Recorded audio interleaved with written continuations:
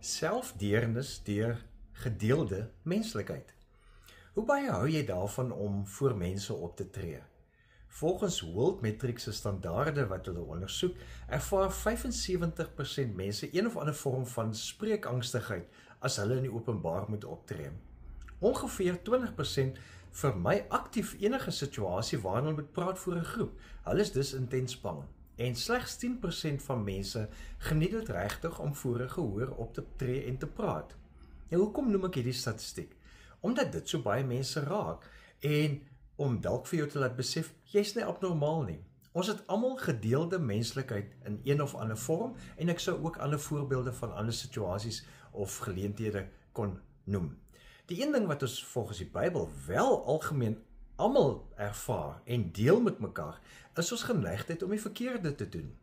Hoe skryf Paulus dit in Romeine 3 vers 23 tot 24? Almal het gesondig en het nie deel aan die heerlikheid van God nie. Maar dan kom hier ook goeie nuus. Maar hulle word sonder dat hulle dit verdien op grond van sy genade vrygespreek vanweë die verlossing deur Jesus Christus. So daar's 'n diep troos daaraan dat ons almal gesondig het of gaan sondig een of ander tyd. Nou dis nie 'n troos as 'n verskoning nie, maar dis die troos van ons gedeelde menslikheid. En hoewel ons struikel en foute maak, is ons nie alleen hierin nie. Daarom kan ons nog meer deernis met onsself hê.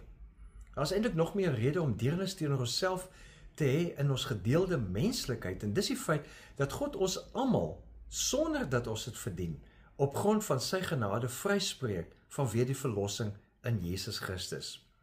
Jy hoef dus nie beter as iemand anders te presteer om jou verlossing in God se genade te verdien nie, maar jy moet net jou hand uitsteek daarvoor.